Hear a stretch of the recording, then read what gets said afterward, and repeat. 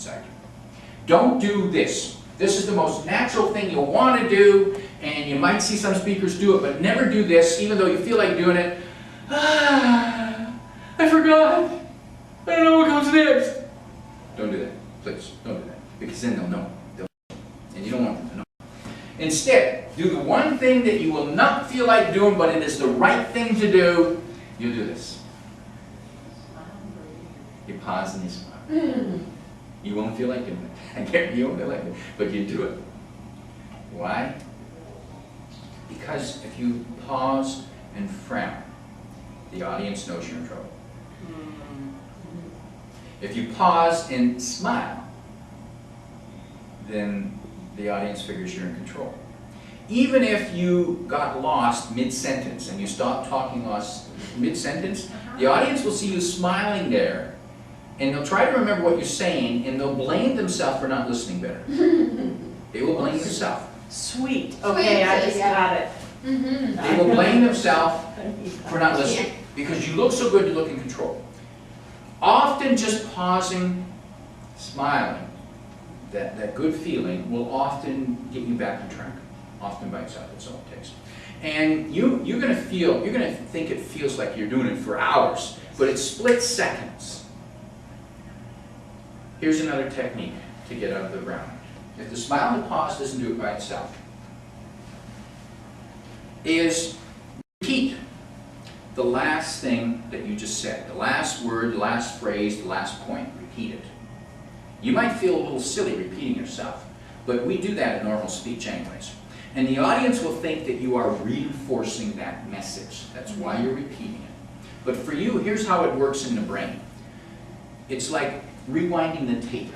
Rewinding the tape and then going forward again, and then you're comfortable because you've rehearsed it, you've prepared, and you need to connect the pieces. So that helps you just by backing up saying the last thing you said. I have a question.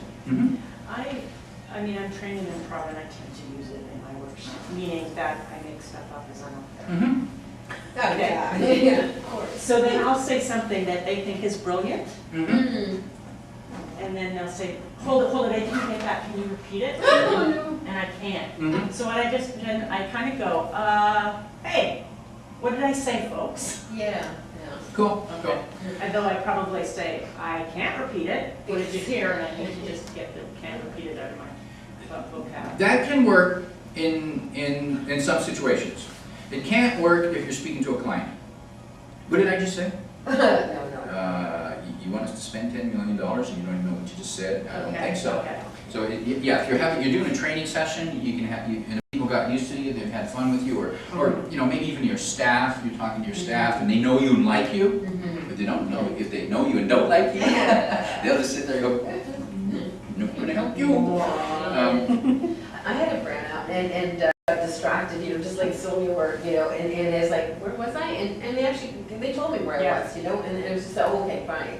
So, but it was the right audience. Yes, exactly. It was in the middle of the presentation. It wasn't at the beginning, and went off on this tangent. I was like, so where was the story going? And sometimes just asking for like being like human of like, where was I?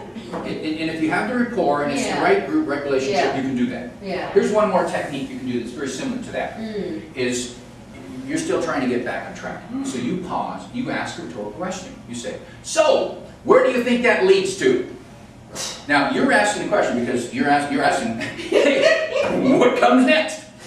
What does that lead to? Where does that go? And you're asking because now your brain is engaged because you've asked yourself a question out loud.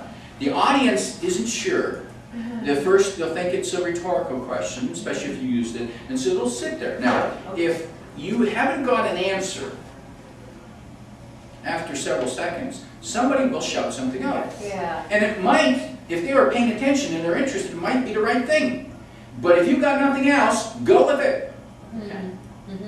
Or you might say, well, I like that idea. Who else has another idea? Help me out here. That's your inside voice. You don't say that. That's your inside voice. Most of the time, you don't want the audience to know.